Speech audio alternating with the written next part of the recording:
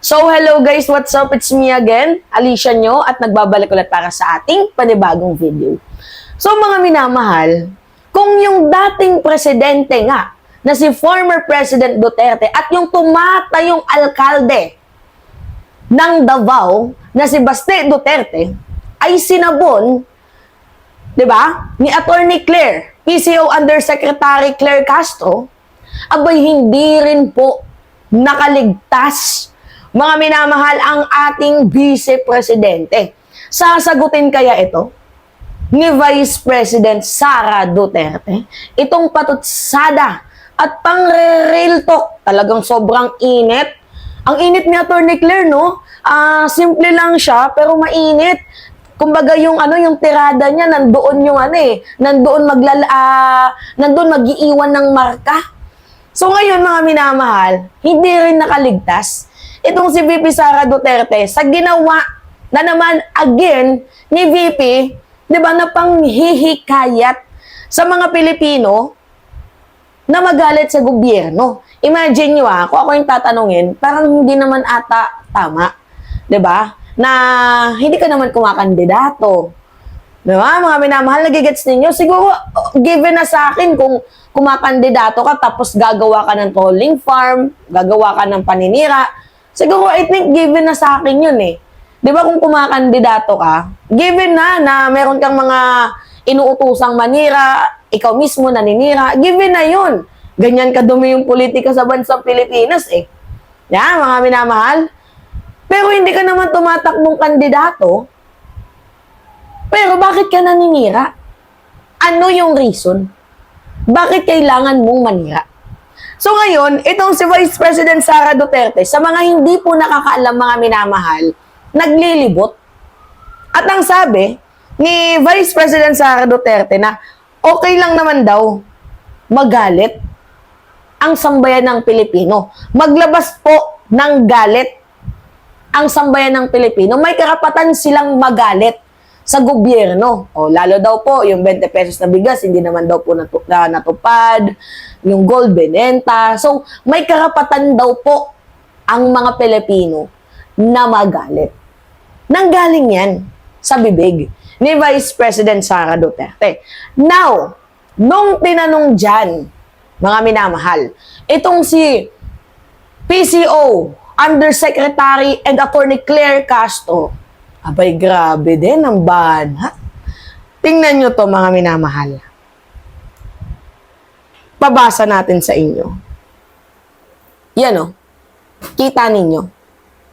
Basahin natin Sabi ni Attorney Claire, noong panahon ba ng kanyang ama, nagsabi rin po ba siya na maaari po kayong magalit, lalong-lalo na po noong ang kanyang ama ay nabansagan at nabigyan po at kinikilalang bilang most corrupt noong 2017. Totoo yun, mga minamahal. Noong 2017, si former President Duterte nabansagang pinaka-corrupt. Oo. Sa buong mundo noong 2017 yun. Noong 2018, syempre, iba na yung nabansagan. Hindi na si Digong. Pero noong 2017, si Digong talaga yung nabansagang most corrupt. Mga minamahal na naging most corrupt na presidente ng buong bansa. At the same time, sabi ni Attorney Claire, basahin natin. At the same time, wala po tayong nadinig sa Pangulo. Kahit ano pa ang naging di umanong anomalya ng DepEd sa pamumuno ni VP Sara. Lalong-lalo na noong nasayang ang pondo sa mga pagkaing na bulok lang na intended sana sa mga estudyante. Lalong-lalo na sa mga maralitang estudyante.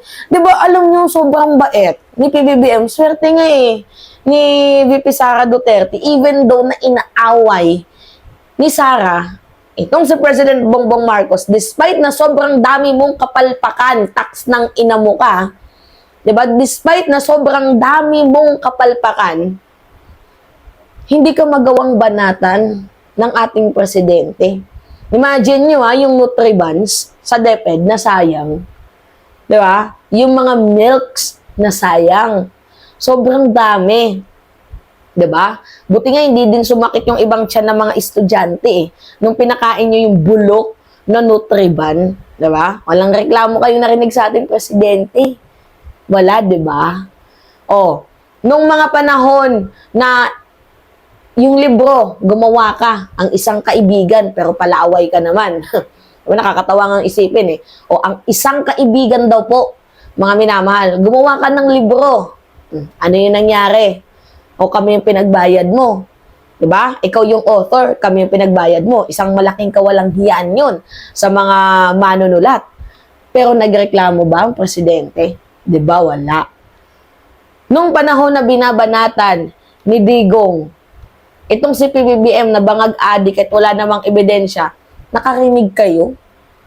Diba? Nang pait-puot, higapit, ano pa bang tawag doon? Hinagpis ng ating presidente patungkol sa inyo? Wala, diba?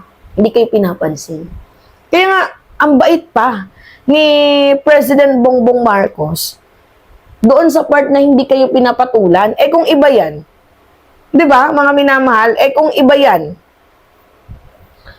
eh di sana nagwarala na kayo. At saka bilang isang pinakamataas na opisyal ng gobyerno, hindi tama na manghikayat ka na parang inciting to sedition na to eh. Or rebellion. Gets nyo? Mga minamahal, parang sedisyon or rebellion na itong ginagawa ni Vice President Sara Duterte. Kaya nga hindi ko magets kung ano ba yung gustong i-point out ni VP dito. Kasi kung i-connect natin yung mga dots, mga minamahal, malalaman natin na, noon, kinakausap ni FPRRD, diba? Yung mga retired military armed forces of the Philippines na makiisa sa kanila. Kinakausap ni Digong. Tapos ngayon itong si Sara Duterte nang hikayat na, oy, natural lang naman na magalit kayo sa gobyerno. So, ano yun? Creating na ba ng destabilization? Gumagawa na ba ng destabilization effort? Itong kampo ni former President Rodrigo Roa Duterte. Diba? Nagigets ninyo? Nung panahon na merong Mary Grace Piatos, Kokoy Villamin, mga permang hindi natin malaman kung kanino galing, mga ghost employees, nagreklamo ba ang presidente? Di ba wala? So, ang bait na dun sa part ni PBBM na hindi kayo niya siniraan.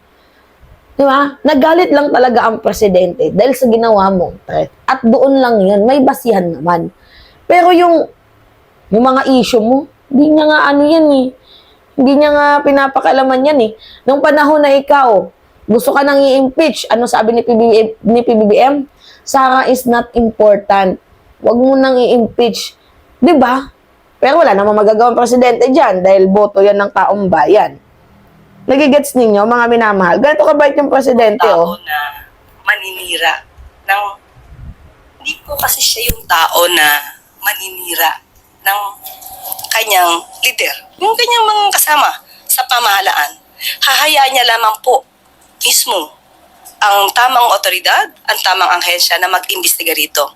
Hindi po siya kahit kailanman magsasabi sa taong bayan na pwede po kayo magalit kay ganito, kay ganyan. Hindi po yun yung pagkatao ng Pangulo. Hindi po kasi siya yung tao na diba? Hindi naman talaga ganon. Si PBBM, I don't know lang bakit ganon yung mga Duterte. Diba? Dami mga nagko-comment dito. Oh. Budol talaga si Digong. Sayang ang boto namin kay Digong. Diba? Bakit bira ng bira si Sara Duterte pag hilom oy? Yung mga komento dito. Patawa talaga itong si Sara.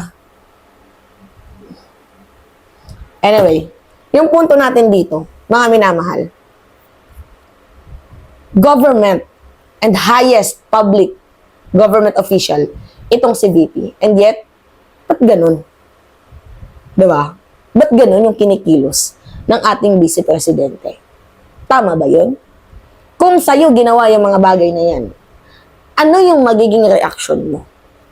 Question lang. Ano yung magiging reaction mo kung sa'yo ginawa ang mga bagay na iyan? Diba? Alright, mga minamahal. Yan po. Anyway, it's me again, Alicia nyo at nagbabalik ulit para sa ating panibagong video. Maraming salamat mga minamahal.